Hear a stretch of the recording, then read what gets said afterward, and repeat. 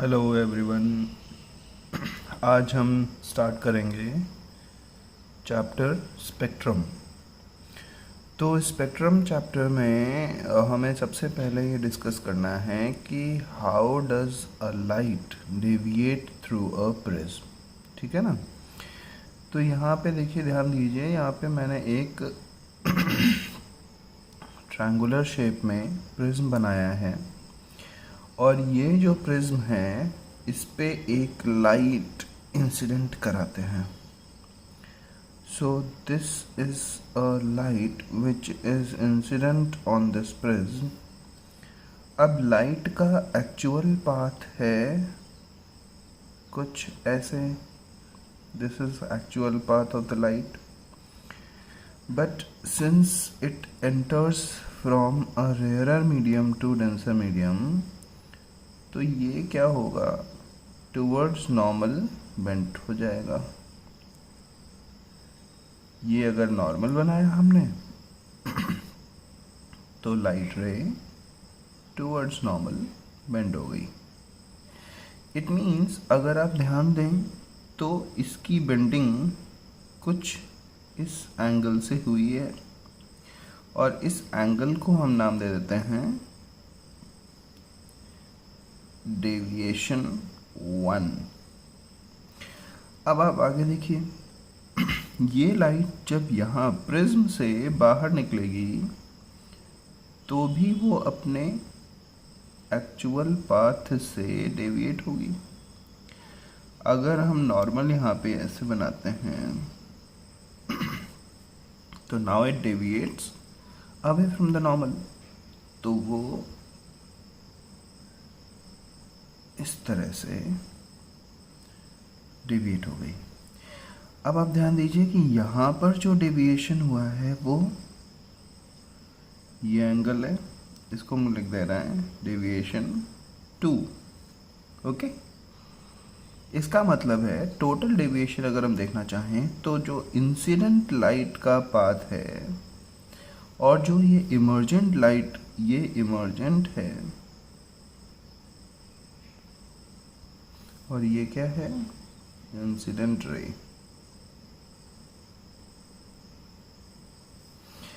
तो अगर हम टोटल डेविएशन देखना चाहें तो इंसिडेंट लाइट का जो पाथ है और जो इमर्जेंट लाइट का पाथ है उसके बीच में बने हुए एंगल को देख सकते हैं।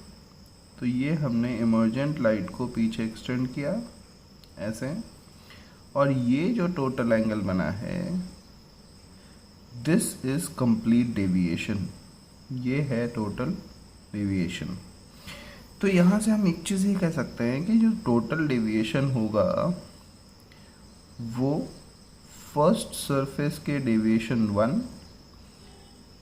प्लस सेकेंड सरफेस से प्रोड्यूस्ड डेविएशन 2 के सम के इक्वल होना चाहिए।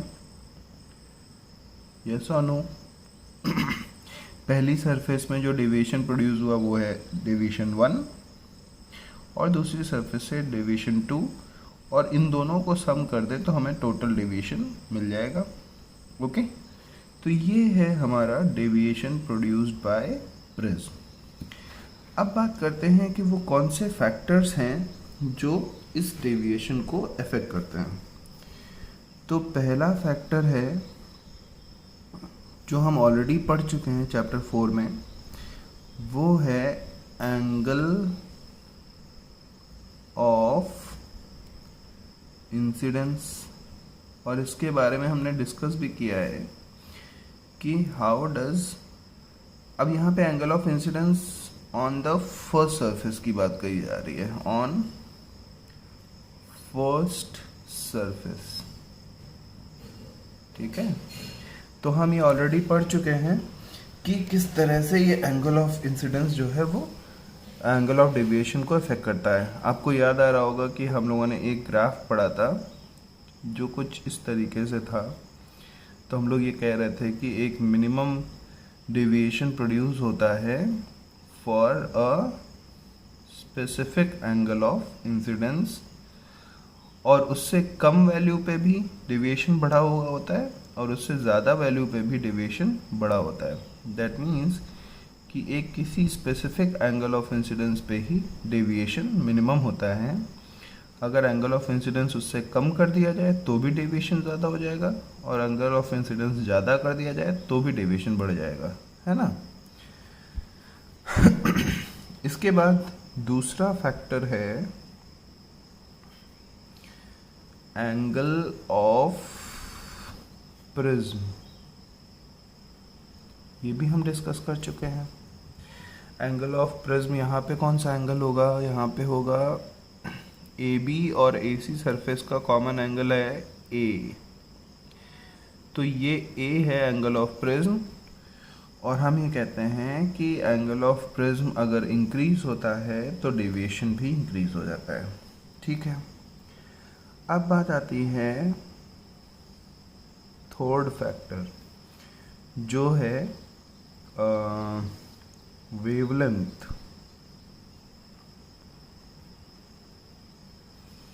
Of light. बेसिकली हम लोग इस फैक्टर को अब डिस्कस करेंगे। ओके, अब इस टॉपिक को ध्यान से समझिए। Dependence of deviation on colour और वेवलेंथ। इसमें कह रहे हैं since the speed of light decreases on moving from rare medium to denser medium. ऐसा होता है, लाइट जब एक रेयरर मीडियम से डेंसर मीडियम में जाती है तो उसकी स्पीड कम हो जाती है, ऑब्वियस है। और एक चीज़ और, आपने ये फॉर्मूला पढ़ा होगा, V equals to frequency into lambda wavelength. अगर इस फॉर्मूले को हम यूज़ करते हैं तो हमें मिलता है frequency equals to wavelength upon speed upon wavelength. इसका मतलब ये फ्रीक्वेंसी जो कि कांस्टेंट है, तो ये दोनों क्या हो गए, डायरेक्टली प्रोपोर्शनल। इसका मतलब अगर स्पीड कम होगी तो वेवलेंथ को भी डिक्रीज होना पड़ेगा ताकि फ्रीक्वेंसी कांस्टेंट रहे। अगर स्पीड इंक्रीज हो रही है तो वेवलेंथ को भी इंक्रीज होना पड़ेगा ताकि फ्रीक्वेंसी कांस्टेंट रहे। सिंपल सी बात है, अगर स्पीड वेलोसिटी डबल हो गई तो इसको भी 2 लैम्डा होना पड़ेगा ताकि रेशियो हमारा कांस्टेंट रहे। इसका मतलब वेवलेंथ और वेलोसिटी दोनों डायरेक्टली प्रोपोर्शनल हो गए ना। अब आगे आते हैं, कहा जा रहा है speed of light decreases with decrease in wavelength. Simple सी बात है, अगर वेवलेंथ डिक्रीज होगी, हाफ होगी, तो स्पीड को भी हाफ होना पड़ेगा क्योंकि फ्रीक्वेंसी को कांस्टेंट रहना है। इसका मतलब है कि एयर से अगर हम ग्लास में एंटर कर गए,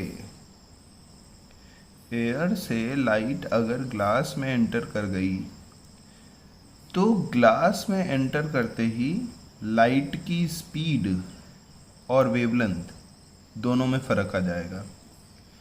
स्पीड अगर हाफ हो गई है तो वेवलेंथ भी हाफ हो जाएगी। डिक्रीज अगर हो रही है और मान लेते हैं कि स्पीड हाफ हो गई है तो वेवलेंथ भी हाफ हो जाएगी, है ना। तो ये चीज़ आपको ध्यान रखनी है। हाँ, तो यहाँ तक अभी तक हम लोगों ने डिस्कस किया है कि पूरे विजिबल स्पेक्ट्रम में जो वॉलेट कलर है उसकी स्पीड सबसे कम है और रेड की स्पीड सबसे ज़्यादा है जब वो पूरा का पूरा विजिबल स्पेक्ट्रम किसी मीडियम में एंटर कर जाता है। कहने का मतलब ये है कि अगर यही विबग्योर एयर में ट्रैवल कर रहा होता तो सारे कलर्स एक ही स्पीड से चल रहे होते हैं, ठीक है। All the colours must be passing through the same speed. लेकिन जब ये एंटर कर जाता है एयर से किसी डेंसर मीडियम में, लेट्स से ग्लास में एंटर कर गया, तो उस समय सारे कलर सेम स्पीड में ग्लास के अंदर नहीं चलेंगे, क्योंकि सारे के सारे कलर्स की स्पीड में चेंज आएगा obviously due to refraction. Speed change होगी तो रिफ्रैक्ट होंगे सारे कलर्स। अब यहाँ पे ये हमने पढ़ा है कि जिसकी वेवलेंथ सबसे कम है उसकी स्पीड भी सबसे कम होगी, जिसकी वेवलेंथ सबसे ज़्यादा है उसकी स्पीड भी सबसे ज़्यादा होगी मीडियम के अंदर। तो यहाँ पर एक चीज़ पता चल गई कि वॉयलेट की स्पीड सबसे कम है, रेड की स्पीड सबसे ज़्यादा है, वॉयलेट की वेवलेंथ शॉर्टेस्ट है और रेड की वेवलेंथ लॉन्गेस्ट है। अब एक और रिलेशन पे आते हैं। ये रिलेशन है refractive index of medium with respect to air is inversely proportional to wavelength of light in the medium। इसका मतलब है यही ग्लास मीडियम अलग अलग वेवलेंथ के लिए अलग अलग रिफ्रैक्टिव इंडेक्स शो करेगा। कहने का मतलब ये है कि जिसकी वेवलेंथ सबसे कम है उसके लिए refractive index of this glass medium will be maximum. अब सबसे कम रिफ्रैक्टिव इंडेक्स सबसे कम वेवलेंथ किसकी है? वॉयलेट की। तो वॉयलेट की वेवलेंथ शॉर्टेस्ट है, इसलिए ग्लास का रिफ्रैक्टिव इंडेक्स वॉयलेट कलर के लिए मैक्सिमम होगा, जबकि रेड कलर के लिए मिनिमम होगा। फ्रॉम दिस रिलेशन और आपने ये पढ़ा है कि रिफ्रैक्टिव इंडेक्स बढ़ने पे, अगर रिफ्रैक्टिव इंडेक्स बढ़ता है तो डेविएशन भी इंक्रीज हो जाता है।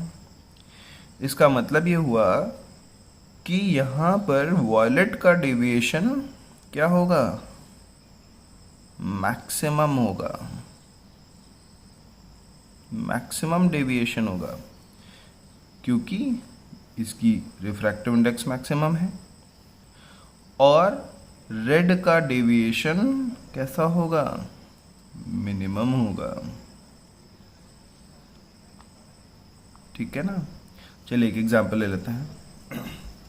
जैसे ये एक लाइट है, सपोज ये लाइट है वॉयलेट और रेड कलर की मिक्सचर,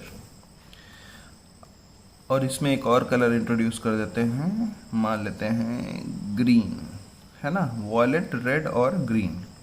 अब ये शो करने के लिए ग्रीन लिया है कि मैक्सिमम और मिनिमम रेंज कौन सी है।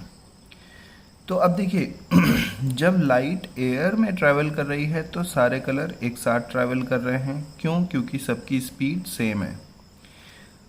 जैसे ही वो ग्लास में एंटर करेंगे तो वो अलग अलग एंगल से डेविएट होंगे।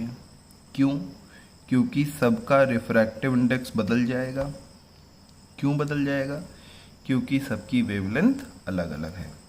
अब देखिए पहले आते हैं इस रिलेशन पे।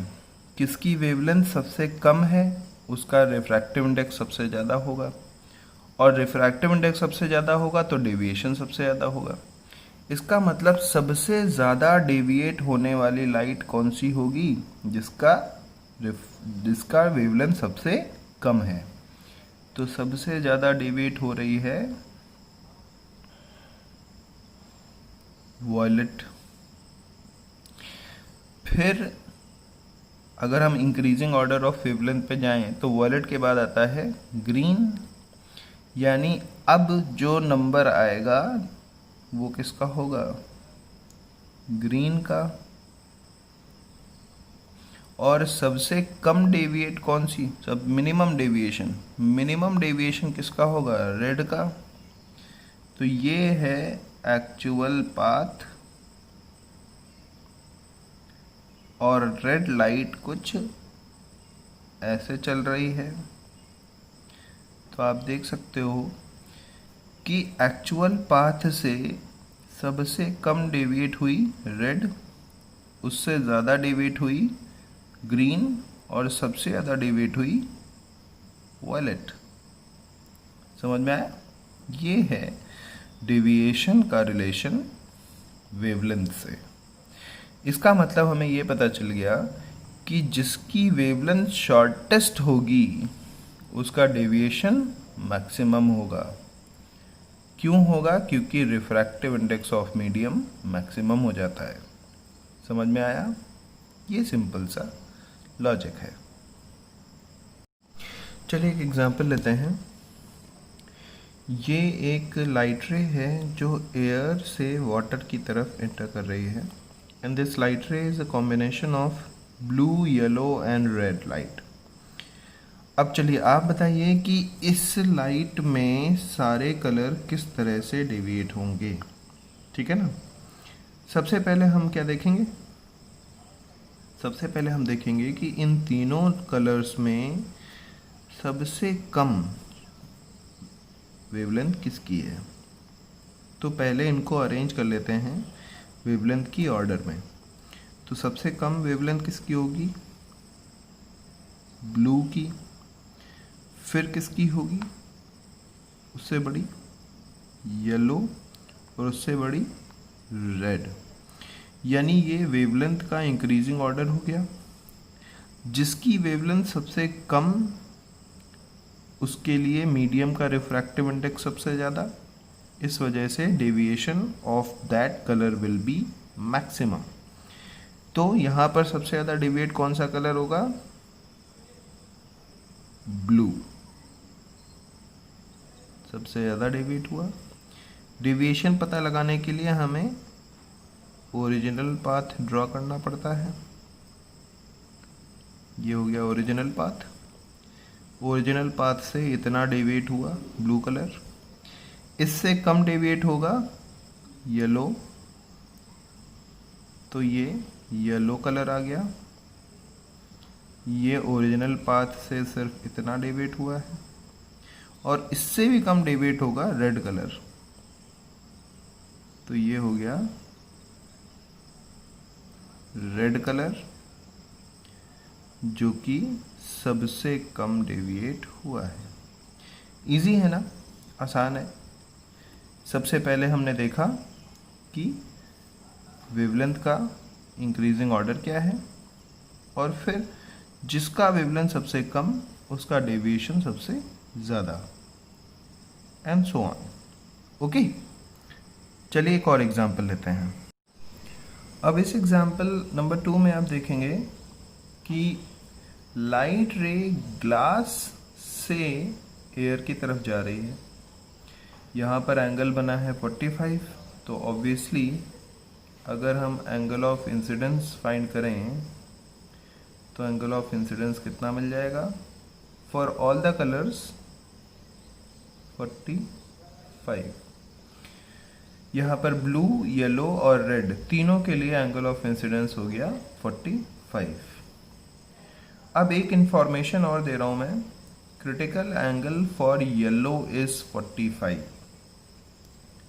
इन तीनों का रे आगे कंटिन्यू करना है। कैसे करेंगे? थोड़ा सा डिफरेंट है। डेविएशन तो हमें यहाँ पर भी शो करना है, लेकिन किस तरह से, है ना? तो घबराना नहीं, डरना नहीं बिल्कुल भी।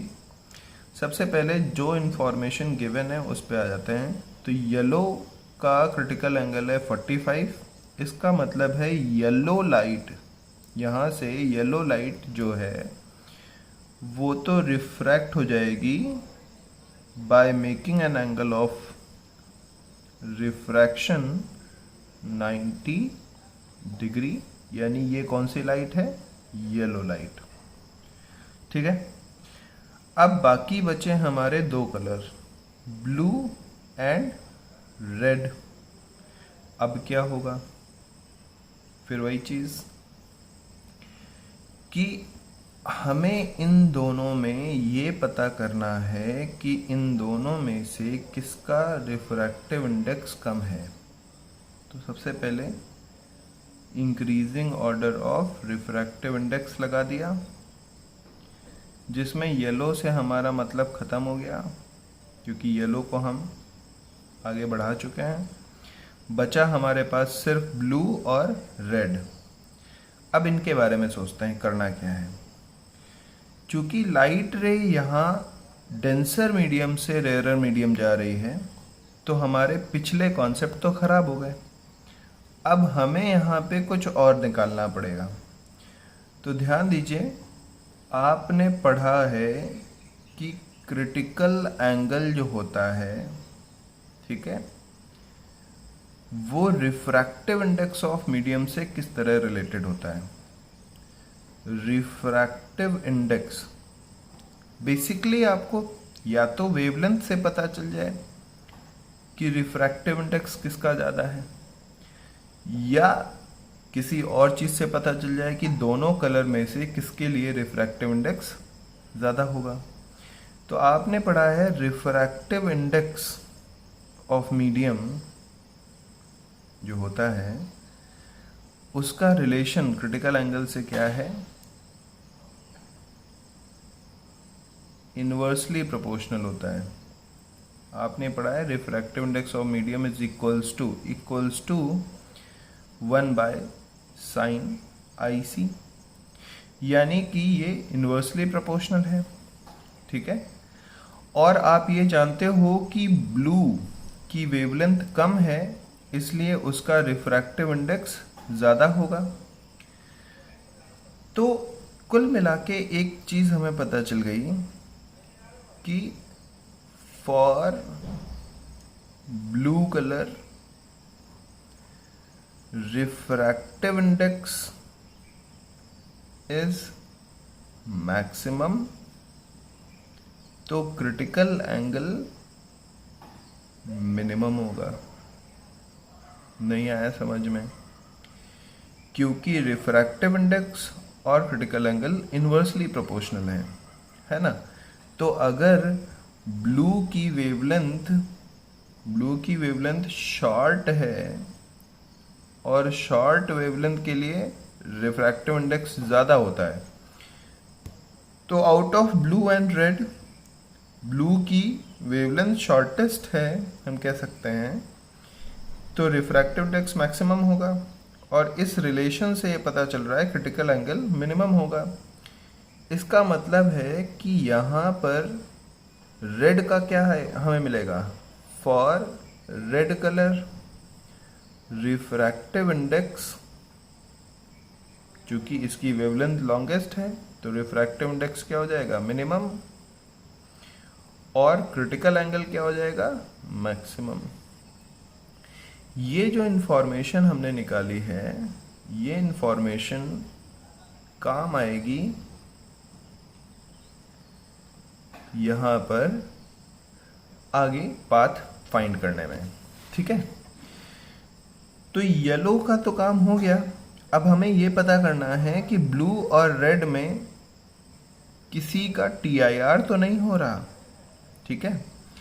तो देखा जाए तो हमें ये पता चल रहा है कि क्रिटिकल एंगल वैल्यू मिनिमम है, यानी ये येलो से भी कम है। तो येलो का क्रिटिकल एंगल अगर 45 है तो ब्लू का क्रिटिकल एंगल लेस देन 45 होगा, है ना। येलो का क्रिटिकल एंगल अगर 45 है तो ब्लू का क्रिटिकल एंगल लेस देन 45 होगा। और ब्लू का क्रिटिकल एंगल अगर लेस देन 45 हुआ, ब्लू का क्रिटिकल एंगल लेस देन 45 अगर हुआ, तो यहाँ पर तो ब्लू कलर 45 के एंगल पे इंसिडेंट हो रही है। इसका मतलब more than critical angle incidence angle है। तो ब्लू के लिए क्या हो जाएगा बेटा, TIR, यानी ब्लू 45 एंगल जो बना रही है वो अपने क्रिटिकल एंगल वैल्यू से बड़ा एंगल बना रही है। इसलिए ब्लू में क्या हो गया, टोटल इंटरनल रिफ्लेक्शन हो गया और ब्लू लाइट इस तरह से वापस आ गई। और रेड के लिए जो क्रिटिकल एंगल है वो क्या है, मैक्सिमम, यानी येलो से बड़ा, मोर देन 45। और यहाँ पे रेड का एंगल ऑफ इंसिडेंस 45 है, क्रिटिकल एंगल मोर देन 45 है। इसका मतलब रेड कलर अपने क्रिटिकल एंगल से कम एंगल पे इंसिडेंट हो रहा है। लेस देन क्रिटिकल एंगल होने पे क्या होता है, रिफ्रैक्शन अवे फ्रॉम नॉर्मल। तो ये हो गया रिफ्रैक्शन अवे फ्रॉम नॉर्मल, ये रेड कलर आ गया। आया समझ में? ये था actual path, refraction away from normal हो गया है। येलो का रिफ्रैक्शन क्रिटिकल एंगल पे इंसिडेंट होने की वजह से 90 डिग्री से हुआ है, और ब्लू का TIR हो गया। क्यों? क्योंकि उसका angle of incidence critical angle से बड़ा था। सिंपल है ना? इसके लिए एक चीज़ और ध्यान रख सकते हैं, बात अभी भी वही हुई है कि ये हमारी लाइट जब डेंसर से रेयरर भी जा रही थी तब भी सबसे कम डेविएशन रेड का हुआ है, फिर येलो का हुआ, फिर ब्लू का हुआ। लेकिन इसमें एक और कॉन्सेप्ट लग गया कि रेड तो खाली डेविएट हुआ, रिफ्रैक्ट हुआ एयर में, येलो का डेविएशन एयर में हुआ 90 डिग्री से रिफ्रैक्ट होने के बाद, और ब्लू इतना ज़्यादा डेविएट हो गया कि वापस ग्लास मीडियम में आ गया, TIR हो गया, है ना? सीक्वेंस अभी भी वही है, डेविएशन सबसे कम रेड, फिर येलो, फिर ब्लू। ये इज दैट क्लियर? तो ये चीज़ आपको ध्यान रखनी होगी। एक और एग्जाम्पल करते हैं। चलिए, इस क्वेश्चन में बताया गया है कि एक combination of red, blue and yellow light यहाँ पे इस प्रिज्म पे स्ट्राइक कर रहा है। ऑब्वियसली देख के आपको लग रहा होगा, समझ में आ रहा होगा कि ये इक्विलेटरल ट्रायंगुलर प्रिज्म है, सारे एंगल 60 डिग्री हैं, और ये लाइट यहाँ पे नॉर्मली इंसिडेंट हुई है। Critical angle for yellow colour is 60 degree. तो हमें इसके पाथ को कंप्लीट करना है। सबसे पहले चूँकि लाइट के सारे कलर यहाँ पे नॉर्मली इंसिडेंट हो रहे हैं, तो सारे कलर सीधे ही चले जाएंगे without deviation towards the next surface. ये सारे के सारे कलर ऐसे चले गए, कोई भी कलर डेविएट नहीं होगा क्योंकि सारे कलर का एंगल ऑफ इंसिडेंस यहाँ पे 0 था, तो सबका एंगल ऑफ रिफ्रैक्शन भी 0 होगा। अब बात आती है कि यहाँ पे ये 90, ये 60, तो ये एंगल कितना बनेगा, 30, और इस हिसाब से हमें एंगल ऑफ इंसिडेंस सारे कलर्स के लिए क्या मिल गया, 60 डिग्री। अब हमें देखना है कि ये सारे कलर्स किस किस तरह से बाहर निकलेंगे, क्या होगा इनका। तो चूंकि येलो के लिए क्रिटिकल एंगल 60 है और यहाँ पे एंगल ऑफ इंसिडेंस भी 60 है, तो येलो कलर जो है वो इस तरह से रिफ्रैक्ट हो जाएगा by making an angle of 90 degree, क्योंकि वो अपने क्रिटिकल एंगल पे इंसिडेंट हो रहा था। नॉर्मल है, ये येलो कलर हो गया। अब आपको कुछ ज़्यादा याद रखने की ज़रूरत नहीं है, आपको बस ये याद रखना है कि डेविएशन हो रहा है सारे कलर्स का, और डेविएशन में सबसे कम डेविएशन किसका होना है, रेड का, और सबसे ज़्यादा डेविएशन किसका होना है, जिसकी वेवलेंथ सबसे कम है, ब्लू। ब्लू का डेविएशन सबसे ज़्यादा, रेड का डेविएशन सबसे कम, येलो तो निकल ही गया। सिंपल है। इसका मतलब ये हुआ कि red away from normal air में डेविएट होगा, और ब्लू का TIR हो जाएगा।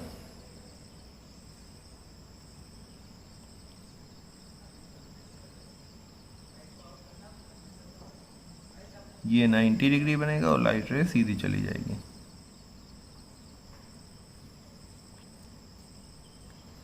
अब आप सोच रहे होंगे इतनी जल्दी कैसे पता चला? वो इसलिए क्योंकि जिसकी वेवलेंथ कम है, ठीक है, यहां पर देखिए ऊपर मैंने बताया था, जिसकी वेवलेंथ कम होगी उसके लिए रिफ्रैक्टिव इंडेक्स मैक्सिमम हो जाता है और क्रिटिकल एंगल मिनिमम हो जाता है ना। यानी कि वेवलेंथ कम, क्रिटिकल एंगल कम, वही चीज़ है। वेवलेंथ कम है, क्रिटिकल एंगल ब्लू का क्या हो जाएगा? Less than 60। और लेस देन 60 का मतलब है कि यहाँ पर लाइट रे इंसिडेंट तो हो रही है 60 पे, तो ब्लू का TIR हो गया। ब्लू कलर अपने क्रिटिकल एंगल से बड़े एंगल पे इंसिडेंट हो रहा है, इसलिए TIR। और रेड का